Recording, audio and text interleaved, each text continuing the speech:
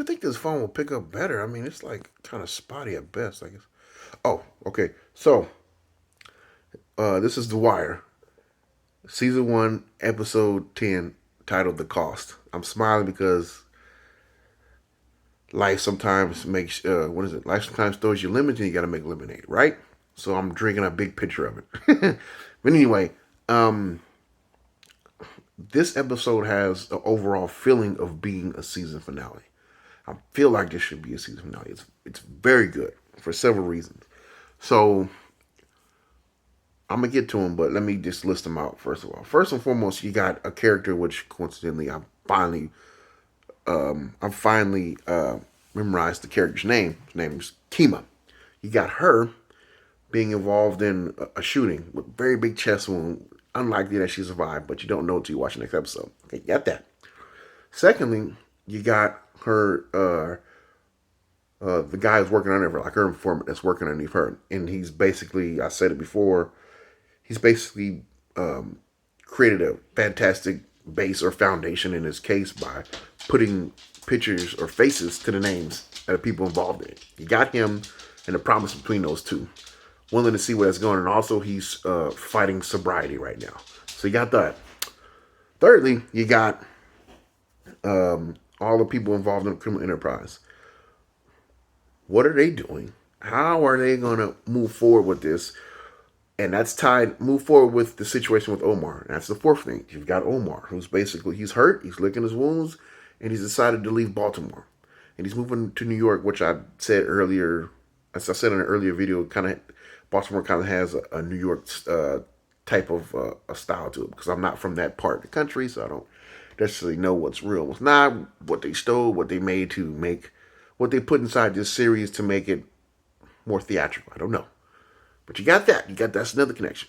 And thirdly, you got the police themselves dealing with. Now, if you haven't worked in a shitty job or just anywhere, shit rolls downhill. So you got the police dealing with that with their superior officers.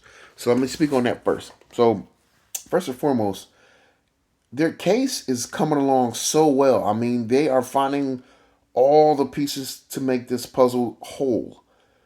Then it comes to light, well, the stupid decisions of a guy who's involved in a criminal organization. This character's name is Orlando. It's easy to remember because his name is the name of the club that they frequent and do most of their business at.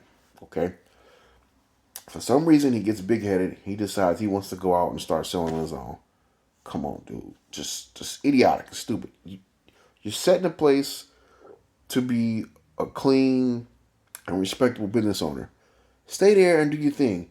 Take the money that they give you, and if you can't find another way legally to make money, just sit back and relax. I know it may be hard. I don't know what's going on in his head. He got a good thing going, but he fucks it up and goes and buys some drugs from out of town dudes, which happen to be police officers. Okay, now that of course he's like, I'm not doing time. He starts snitching, this, that, and the third. It's like, come on, man.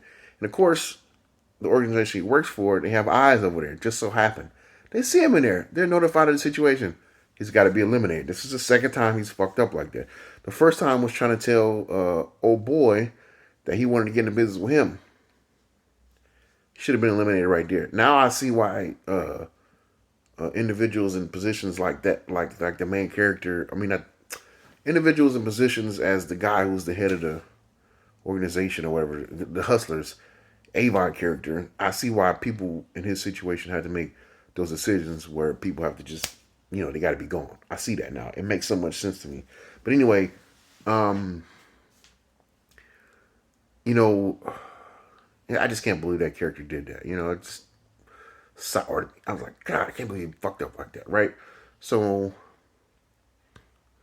where's that? So, I think I was dealing with the police bull crap.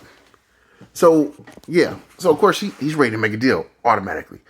But, since this happens outside of where these Baltimore police are working, it happens like somewhere in New York or something. I don't know. He, the officer in charge of that, finds out who's working the case because he's dropping these names, links up with them, and the writers actually use this as an opportunity to build up this Kima character a little bit more before her getting shot later on in the episode. And I'm like, why are they building her up like that? And they also spent some time with her and her partner at dinner and giving reasons why she wanted to be a police officer in the first place and how much she loves it.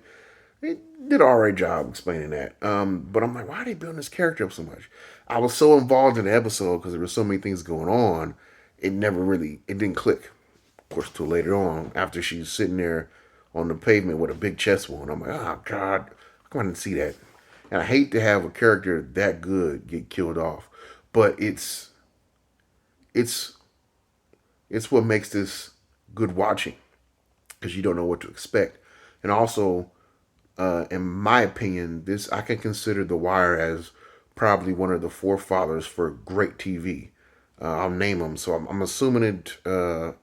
I may be wrong about this, but from my knowledge, there's The Wire, there's Oz, and then there's The Sopranos. Those three shows I think sparked off this revolution in TV. I feel there may have been something before it.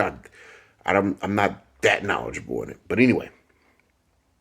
So did I name everything or probably didn't?